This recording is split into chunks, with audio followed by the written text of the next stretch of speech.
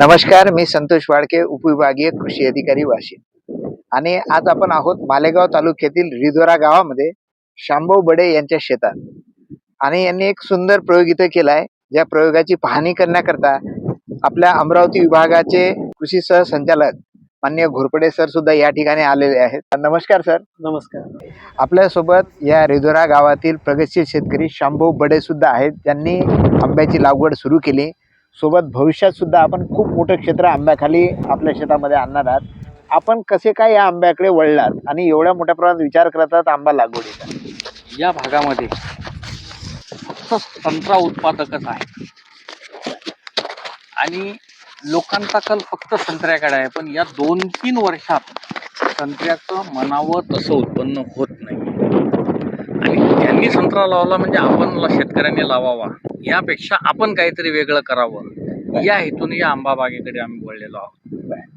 मग हे कुठं पाहिलं का, उत्पादन येते का नाही हे कसं कळलं तुम्हाला? कुठून? मी बऱ्याच ठिकाणच्या बागा पाहून आलो, वेगवेगळ्या जातीच्या बागा पाहून आलो, विद्यापीठात जाऊन आलो, दापोली विद्यापीठ जाऊन आलो, नवसारी विद्यापीठ जाऊन आलो, तुमचं संभाजीनगरच्या याच्यात जाऊन आलो, मी हिमायत बागमध्ये जाऊन आलो. त्याचा अभ्यास केला आणि असं लक्षात आलं की आपल्या इथे आंब्यासाठी पोषक वातावरण आहे आणि आंब्याचं चांगलं उत्पादन आपण या जिल्ह्यात घेऊ शकतो.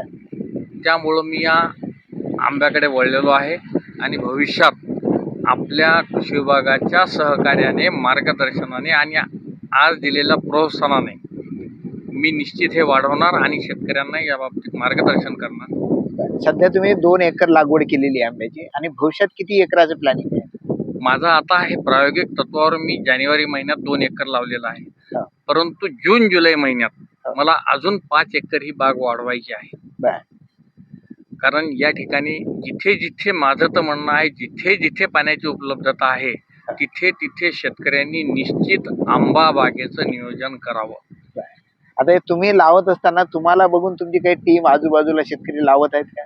बिलकुल, बऱ्याच लोकांनी माझं मार्गदर्शन घेतलं की बुवा आम्ही आंबा लावावा का, आणि मी त्यांना प्रोत्साहन देत आहे. आतापर्यंत 2 शेतकऱ्यांनी प्रत्यक्षात लावलेही आणि मला वाटतं या जून-जुलै महिन्यात बरेचसे शेतकरी आंबा बागेकडे वळतील. कारण आंबा हे असं फळ आहे की यात श्रीमंतातला श्रीमंत आणि गरीबातला गरीब हा प्रत्येक जण आपल्या लेकरांसाठी घरी आंबे आणतोच. तो मार्केटला गेल्यावर एखादा संत्रा आणणार नाही, अंगूर आणणार नाही, पण तो घरच्यांसाठी आंबे हे निश्चित आणेल. एवढ्या मोठ्या 140-150 कोटी लोकसंख्येच्या देशात निश्चित भविष्यात आंब्याला महत्व राहील. खूप छान. मी सरांना विनंती करतोय की सर, या आंब्याबाबत भविष्यात कसं राहील किंवा काय करायला पाहिजे? फार चांगला प्रश्न आपण विचारलात. आंबा हे एक खूप महत्वाचं पीक आपल्या महाराष्ट्राच्या दृष्टिकोनातून फळपीक आहे. आणि आपण जर बघितलं तर आंब्याचं पीक हे वेगवेगळ्या प्रकारच्या हवामानामध्ये खूप चांगल्या प्रकारे त्याची वाढ होते, झाडांची वाढ होते आणि खूप चांगलं उत्पादन करते. आपण महाराष्ट्राच्या उत्तर भागापासून, टोकापासून तर दक्षिण टोकापर्यंत जा, पूर्व भागापासून तर पश्चिम भागापर्यंत जा, आपल्याला प्रत्येक जिल्ह्यामध्ये, प्रत्येक तालुक्यामध्ये हे आंब्याचं पीक असल्याचं दिसून येतं. त्यामुळे वाईड क्लायमॅटिक व्हेरिएबिलिटी सहन करू शकणार हे पीक असल्यामुळं शेतकऱ्यांना याचा एक चांगला फळपीक म्हणून एक चांगला पर्याय याचा उपलब्ध होतो. दुसरी गोष्ट की आंब्याचं, जसं आता आंबा हे फळ आहे, अगदी लहान मुलांपासून ते मोठ्या माणसांपर्यंत सगळ्यांनाच आंबा हे फळ प्रिय आहे. त्यामुळं आपण मार्केटचा जर विचार केला तर मार्केटमध्ये सुद्धा खूप मोठं याला वाव असल्याचं, विक्रीसाठी वाव असल्याचं आपल्याला दिसून येतं. त्यामुळं आम्ही शेतकऱ्यांना आपल्या कृषी विभागाच्या यंत्रणेमार्फत हेच मार्गदर्शन करत आहोत की आपण इतर फळपिकांच्या बरोबरच आंबा या पण फळपिकाचा आपण लागवडीसाठी विचार करू शकतो. आता कृषी विभागाकडे फळबाग लागवडीच्या अनेक योजना आहेत.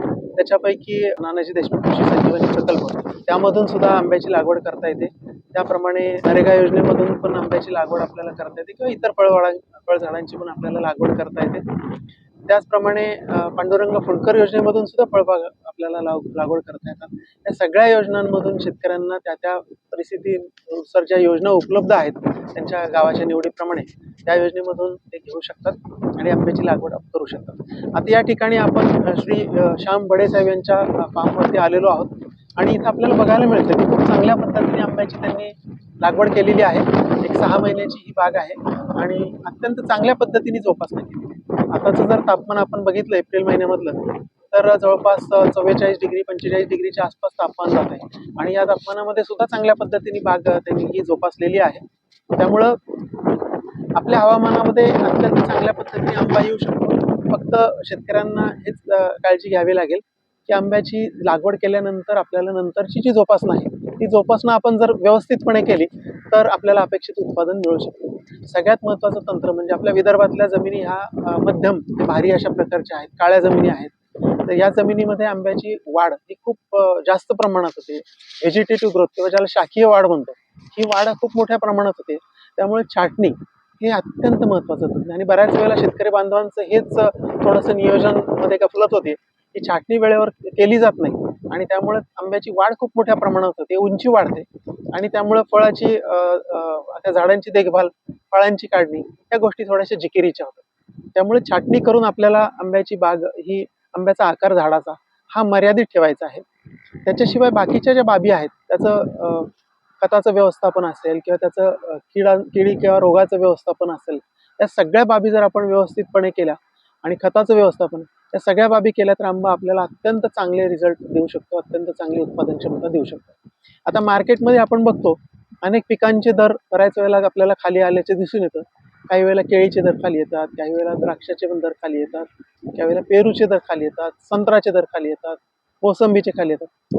आंब्याची खाली येऊ शकतात. सीझनला थोड्याफार प्रमाणात फरक होतो, परंतु फार मोठ्या प्रमाणात आंब्याचे दर पडलेत असं मात्र कधीही दिसत नाही. त्यामुळं आंब्याकडे एक चांगला पर्याय म्हणून शेतकरी बांधवांनी बघावं असं मला या ठिकाणी आवाहन करावंसं वाटतं.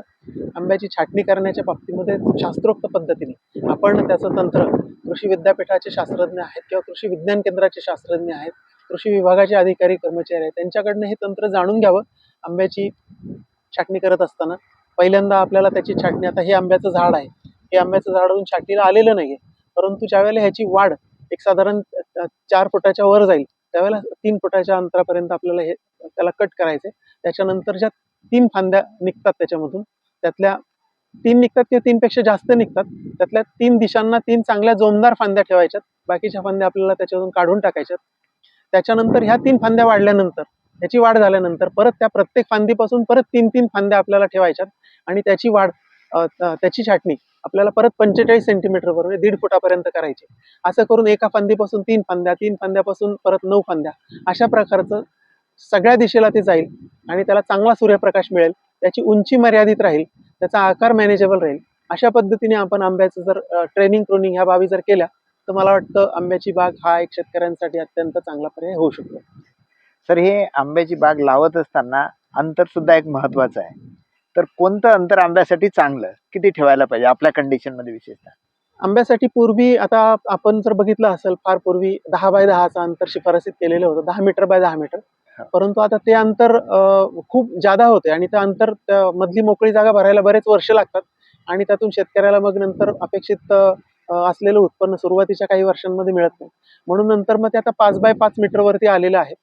आपल्या पोखरा योजनेमधून जी लागवड आपण करतो त्याच्यात 5 बाय 5 मीटरचं अंतर आहे, 5 मीटर बाय 5 मीटरवर त्यासाठी अनुदान उपलब्ध आहे. परंतु काही शेतकरी बांधव कृषी विद्यापीठांच्या मार्गदर्शनाखाली आणखी पण त्याच्यामध्ये करतात, परंतु आपल्याला अजूनही तशा शिफारसी प्राप्त नसल्यामुळे 5 बाय 5 हे अंतर मी या ठिकाणी शिफारसीत करेन. काही शेतकरी त्यांच्या पद्धतीने याच्या कमी अंतरावरती सुद्धा जात आहेत, 4 बाय 3 किंवा 3 बाय 4 मीटरमध्ये सांगतोय, या अंतरावरती जात आहेत. त्याला आपण हाय डेन्सिटी म्हणतो. काही शेतकरी त्याच्यापेक्षाही कमी अंतरावरती गेलेले आहेत, त्याला अल्ट्रा हाय डेन्सिटी म्हणतात. त्या ठिकाणी 14 फूट बाय 4 फूट या अंतरावर सुद्धा शेतकरी गेलेले आहेत, परंतु त्याच्या विद्यापीठाकडनं अजून शिफारसी नाही. त्यामुळे शेतकऱ्यांनी ज्या शिफारसीत केलेले अंतर आहेत या अंतराचा वापर करावा. 5 बाय 5 अंतर मला वाटतं हे योग्य ठरेल. किंवा या आंब्याला सगळ्याच प्रकारचं वातावरण सुटत असेल तर सांगतात. व्हेरायटीबद्दल सांगतो विषय निघाला म्हणून की आता आपल्या विदर्भाच्या भागामध्ये सगळ्याच जिल्ह्यांमध्ये आपल्याला केसर ही व्हरायटी अत्यंत उत्तम पद्धतीने, म्हणजे बरेचशे शेतकऱ्यांच्या आंबा बागा केसरच्या अत्यंत यशस्वी झालेल्या आढळून येतात आपल्याला. केसर ही अत्यंत मार्केटमध्ये चांगली चाललेली व्हरायटी आहे. फळ लांबट आकाराचं असतं आणि हिरवाच रंग राहतो, पिकल्यानंतर सुद्धा हिरवा रंग राहतो. पल्प त्याचा चांगला इंटॅक्ट पल्प असतो, गोडी त्याची चांगली असते थोडेशा आतमध्ये त्याच्या रेषा असतात म्हणून त्याला केसर म्हणतात, परंतु ॲक्सेप्टेबिलिटी म्हणजे त्याची स्वाद म्हणा किंवा त्याची गोडी म्हणा, ह्या दोन्ही बाबी अप्रतिम आहेत. सर्वात महत्त्वाची गोष्ट म्हणजे केसरला दरवर्षी फळ येतं, त्यामुळं शेतकऱ्यांना सातत्याने उत्पादन त्याचं घेता येतं. हापूसमध्ये साका नावाची विकृती आढळते, ती केसरमध्ये आढळत नाही. तसाही हापूस आपल्या इकडं रिकमेंडेड नाहीच आहे विदर्भामध्ये, परंतु हापूस मध्ये जे दोष आहेत ते केसरमध्ये नाही आहेत. दरवर्षी फळ येतं आणि साका ही विकृती नाही आहे. त्यामुळे शेतकऱ्यांनी इतर फारसा आता बाकी दशेरी वगैरे आहेत, काही भागामध्ये शेतकरी घेतात, परंतु शेतकऱ्यांना हाच सल्ला राहील की केसरवरती आपण जास्त विचार करावा. ही अत्यंत चांगली व्हरायटी आहे, मार्केटमध्ये त्याला चांगली ॲक्सेप्टेबिलिटी आहे. आपल्यासोबत तालुका कृषी अधिकारी देवकर साहेब सुद्धा आहेत. आपण येणाऱ्या सीझन मध्ये सरांनी जर सांगितलं की आंब्याचं क्षेत्र वाढवणं आवश्यक आहे, त्या दृष्टीने काय प्रयत्न करणार आहात, काय स्ट्रॅटेजी आहे? गेल्या वर्षी आपण आपल्या तालुक्यामध्ये रोजगार हमी योजनेतून बांधावरती जवळपास 197 हेक्टरची लागवड केलेली आहे मालेगावमध्ये. बर. आणि आता भविष्यात सुद्धा आपल्या पुढच्या वर्षाचं जे टार्गेट आहे त्याच्यामध्ये 224 हेक्टरचं आपलं टार्गेट आहे. त्याच्यामध्ये मॅक्झिमम आपण आंब्याचं त्याच्यामध्ये कव्हर करतोय. संत्रा इथलं मुख्य पीक आहे, परंतु सरांनी जसं सांगितलं त्या पद्धतीने केशर आंबा इथं खूप मोठ्या प्रमाणात लागवड होत आहे. हे तयारी त्याप्रमाणे तुम्ही करत आहात. हो, सुरू आहे. सर, काही आंबा कलम आपण लावतोय आणि बरेच जण सांगतात की कलमेपेक्षा इन सिटू लावलेला अधिक चांगला आहे, तर त्या दृष्टीने काय सांगाल?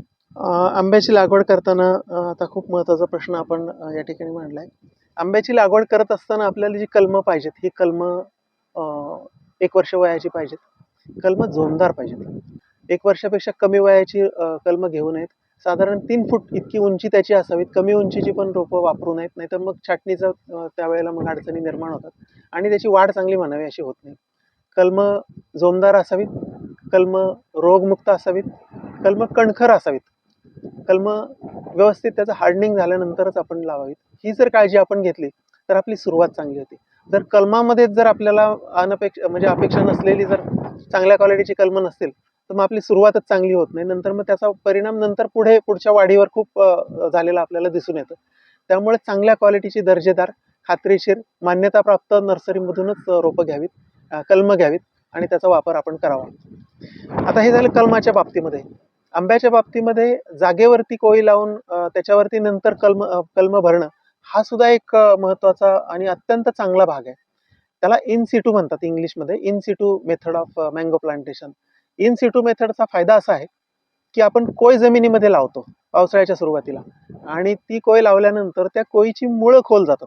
ज्यावेळेला आपण पिशवीतलं कलम लावतो ती सुद्धा पद्धत चांगलीच आहे, परंतु त्याच्यापेक्षा जागेवर कोय लावली की त्याची मुळं खोल जातात आणि मग पाण्याच्या ताणाला ही रोपं, ही कलमं ही सहनशील बनतात.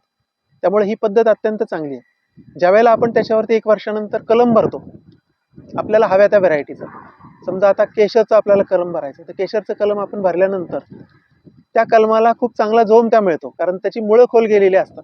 त्यामुळे ही इन सिटू मेथड आहे. बरेचसे शेतकरी करतात त्याच्यामध्ये, परंतु त्याच्यामध्ये योग्य वेळेला कलम करणं हे महत्त्वाचं आहे. हे जर शेतकरी करू शकत असतील तर त्यांनी निश्चितच इन सिटू मेथडचा पण वापर करावा, अवलंब करावा. फक्त त्याच्यामध्ये ज्यावेळेला आपण कलम काड्या त्याच्यावरती आणणार आहोत, ह्या मान्यताप्राप्त नर्सरीमधून आणाव्यात, माहिती असलेल्या नर्सरीमधून आणाव्यात आणि कलम करण्याचं काम आपण त्याच्यातलं कौशल्य असलेल्या व्यक्तीकडून करून घ्यावं, जेणेकरून आपल्याला मॉर्टॅलिटी मिळणार नाही आणि आपली बाग चांगली यशस्वी होईल.